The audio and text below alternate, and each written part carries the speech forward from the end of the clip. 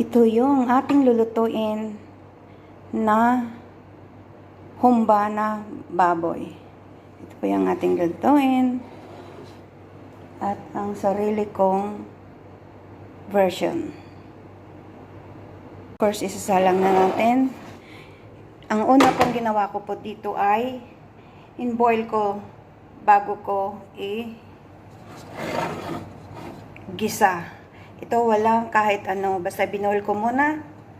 Tapos patuhin natin bago natin ilagay yung mga ingredients. Ayan, ito na yung ating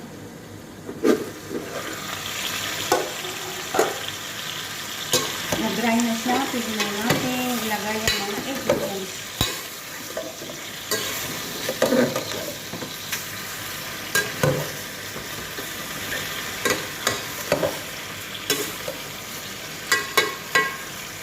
Ayan, pwede na natin ilagay itong kanyang ingredients.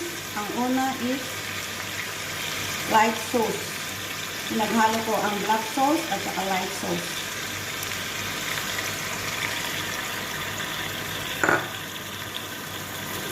Of course, sibuyas,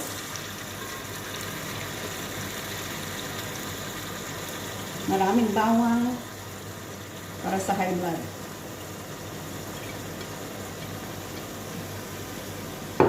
Ito muna ang unahin natin ilagay. Mahirap pag wala tayong kawali na magluto ng ganito. Mahirap kang i-mix. Ito ang sarili kong version sa humba na baboy. Yan. Pakuluhan natin ng 10 minutes.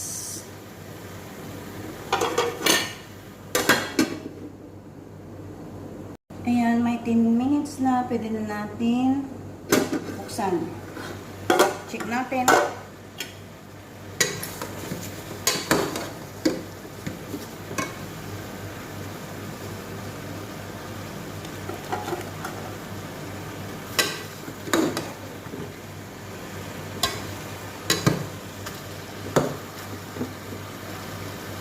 Ilagay na natin yung dry na bulaklak ng saging. Lagyan natin ng marami para pampabango. Tapos, itong black beans.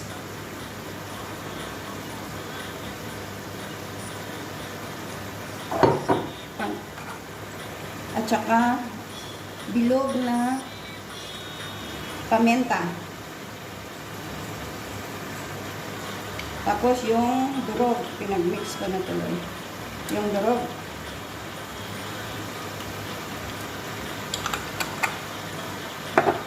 Ilagay na natin tong oyster sauce.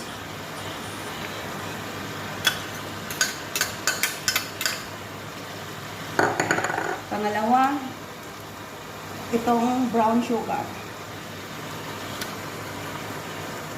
Ayan. Halo natin para mag-mix yung lasa niya.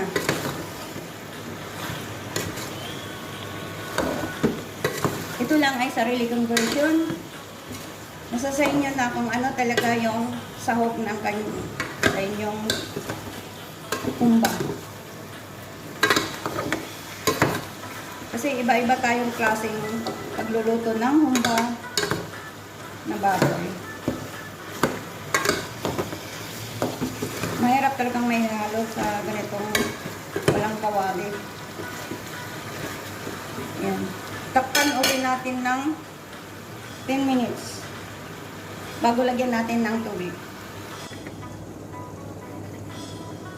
Ayan, 10 minutes na siya. Pwede na natin ilagyan ng tubig. Ayan, bago natin lagyan ng tubig, lagyan natin para pampabango. Of course, hindi nawawalan ng magic sarap. At lagyan na natin siya ng tubig para maluto siya.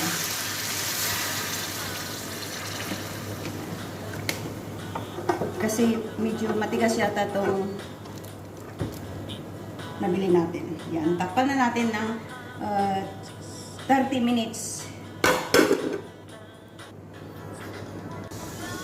Taran! Check na natin ang ating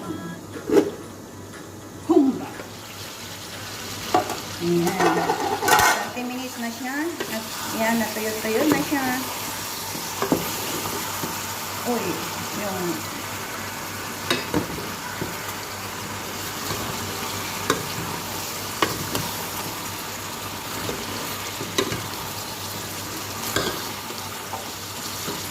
check natin kung malambot na siya.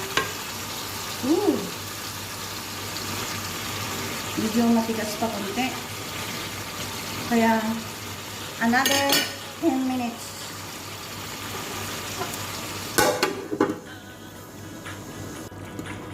Ayan.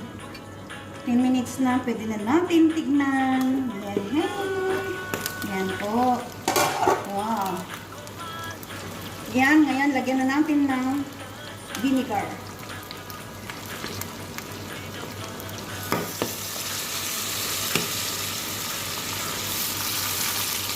Depende sa inyo kung ilan ang ilalagay nyo yung vinegar. Kasi sa akin, gusto ko maasim-asim.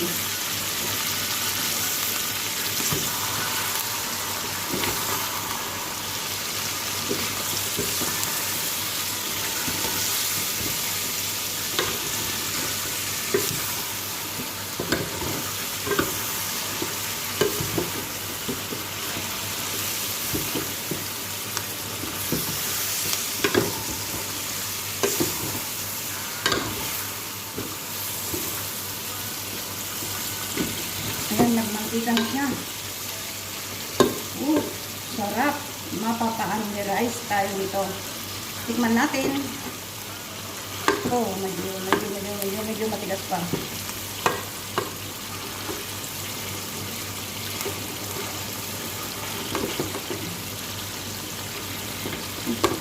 Matigas itong nabili natin ng baboy.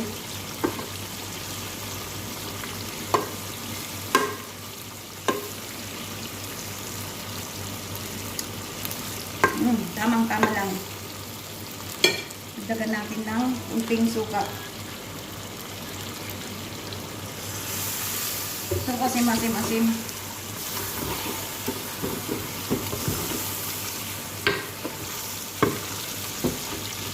Ayan. Natin ng 5 minutes. Taran!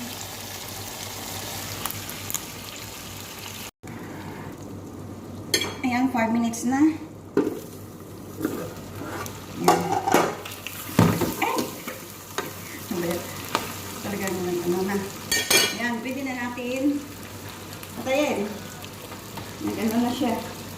Pwede na lang. Pinatay ko na siya. Ayan, tapos na. Almost done.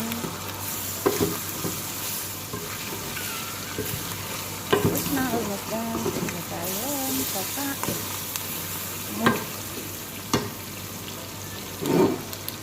Salamat po sa mga tumutuloy sa akin ng channel. Nag-ano na siya. Kayo kilala, pero ang Diyos kilala kayo. Salamat po. Lipat natin dito kasi Silip talaga. ugasan natin yung Mahal tayo ng Diyos. Mahal ko po kayo. ito ha.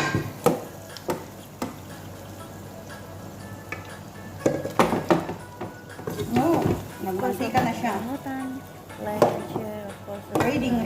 Comment. Kailang itong nabili ko na karne ng baboy is siguro to matanda na. Kasi makunat. Bagay, gusto ko kasi yung hindi masyadong na lalambot baga. Para maramdaman ko na meron akong kinakain.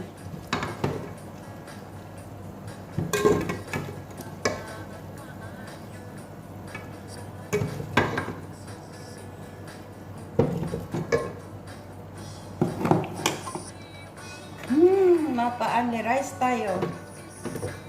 Yan, lagay na natin yung kanyang. Tignan nyo. Nag-ano na siya, dumikit. Ayan.